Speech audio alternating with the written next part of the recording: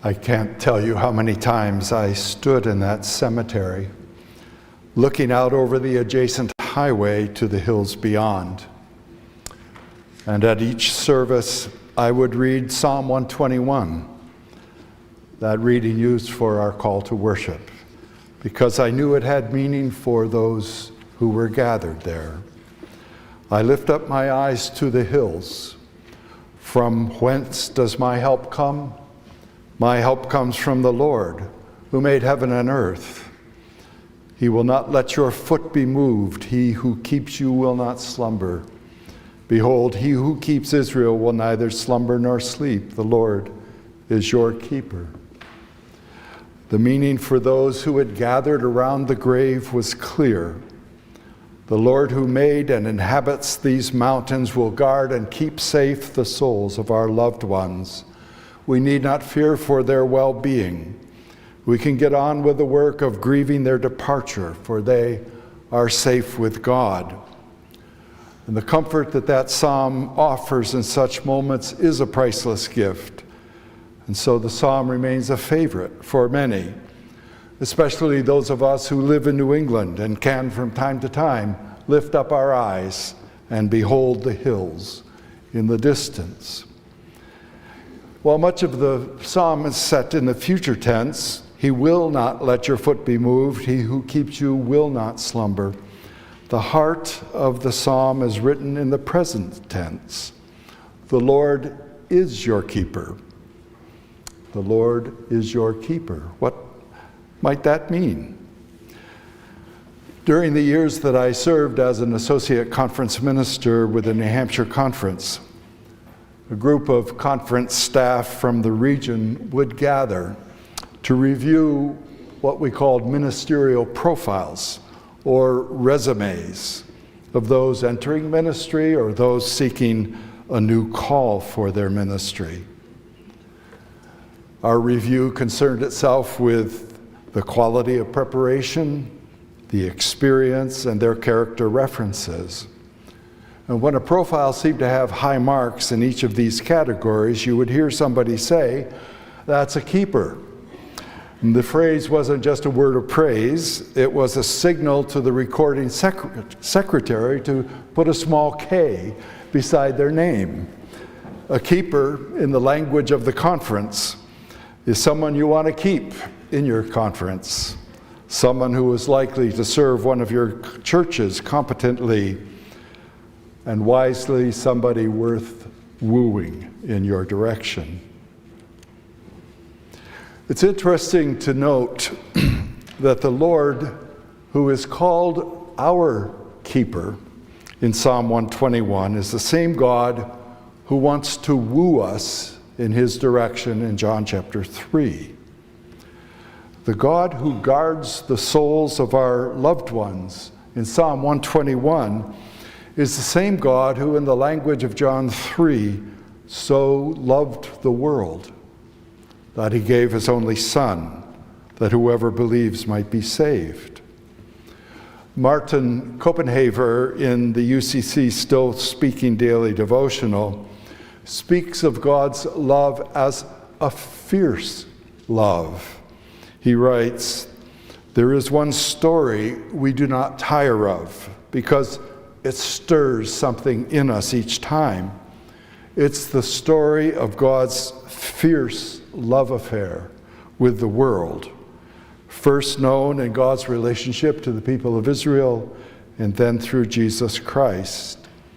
And we can no more tire of that message than we can tire of the words, 'I love you,' which of course is just what the message is that the story brings."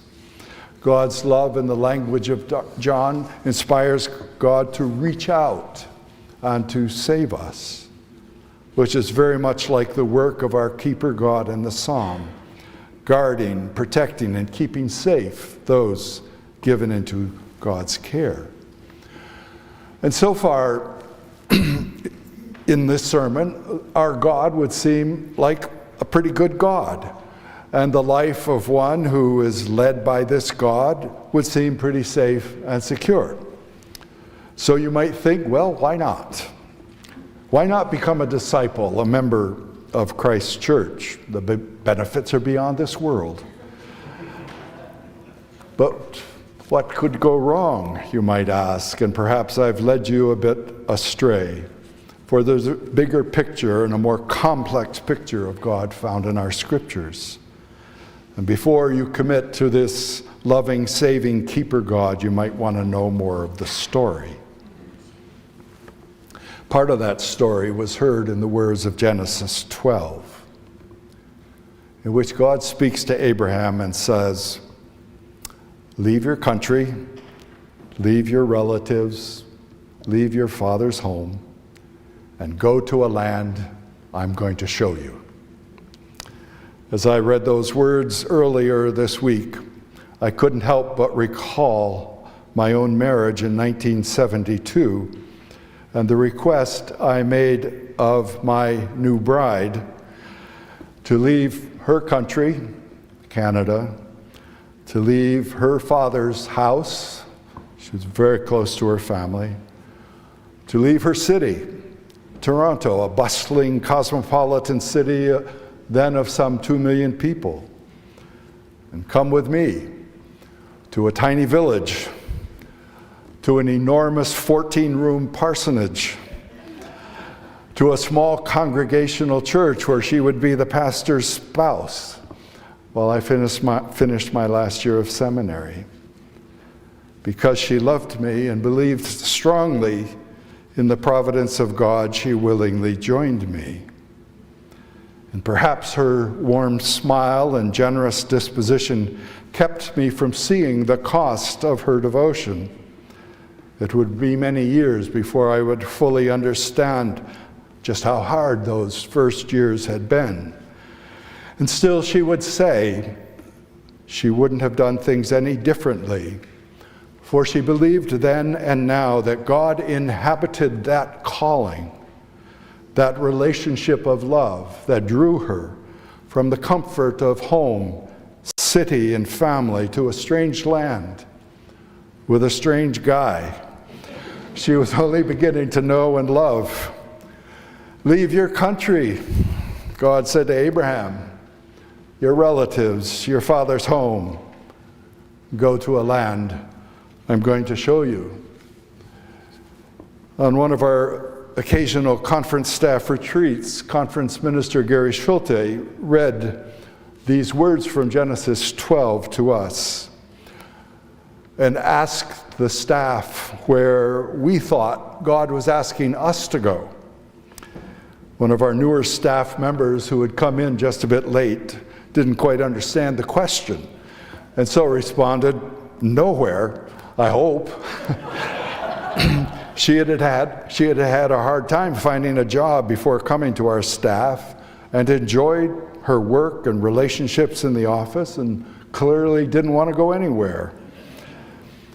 Another person answered that he believed he was right where God wanted him to be. And I heard the question too, but somewhat more metaphorically. It made me think of a particular relationship that needed some work, something that for weeks I had been avoiding. As I once said to a colleague, I could get along with just about 99% of the human population, but this person came from the 1% of people that I just didn't like. And the problem was I couldn't avoid them as much as I might try to do so. And so at that moment, when asked where God was asking me to go, the answer was obvious. I needed to find a way to overcome my inclination to dislike and distance myself from that person and from that 1% of the human population. It was my memory of Gary's question, however, where is God asking us to go, that helped me to see that this question could be as easily asked of us. Where is God asking us to go? You are probably aware that many are saying that the mainline church needs to get going if it's going to survive the 21st century. Once the mainline church lived at the heart of its culture. Now it inhabits the fringes. Once it was full of life and new members, planting new churches and building new buildings. Now it's saddled with too many big and aging buildings, and its mission and ministry seems threatened. But however true that reality is, I'm noticing a resurgence of interest in the mainline liberal church. This resurgence is being seen, among other places, in popular media, in Facebook and YouTube and the like, where its witness to the simple truths of Jesus is gaining a new hearing. In the face of an increasingly controversial Christian nationalism, the idea that America should become a Christian nation where others are not welcome, and a Trumpian takeover of evangelical Christianity, there is a heightened interest in the ethical teachings of Jesus. The teaching to love your neighbor, to care for those living in margins, to be visiting the sick and those in prison, to be welcoming the stranger and the immigrant among us. These simple but basic teachings of Jesus Christ are gaining a new hearing, and that is one of the more hopeful things I'm seeing today. And then there is the witness of the things we've always done well, our generosity to our community, our deeply meaningful times of worship and beautiful music, and our caring for one another. The late John Buchanan, who served as pastor of Chicago's Fourth Presbyterian Church and was the editor of Christian Century, wrote a very touching essay many years ago titled, Being Christ's Body. Being Christ's Body. And he writes, when I'm asked about the future of the church, I think about Glenn. Glenn had AIDS. And the church where his family was involved made no secret of its disapproval of Glenn's sexual orientation and practice. He somehow found our church, joined it, and became a devoted and active member. His parents transferred their membership as well, and as his illness progressed, Glenn was admitted to a hospice facility. I visited him, Reverend Buchanan writes, a few days before he died. Although he was very sick, we had a good conversation about life, about the church, about Easter, and about death. And I asked Glenn what was the hardest thing for him. And he answered that the most difficult time was in the evening, when the visitors had gone, the halls were quiet, the lights dimmed, and he was alone with the awareness that he was dying. But then his face brightened.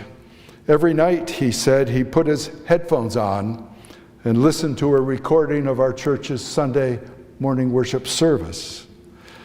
It settles me down, he said. Sometimes I fall asleep when the choir is singing. I doze off a lot of times during your sermon, Reverend. And I know I'm not the only one.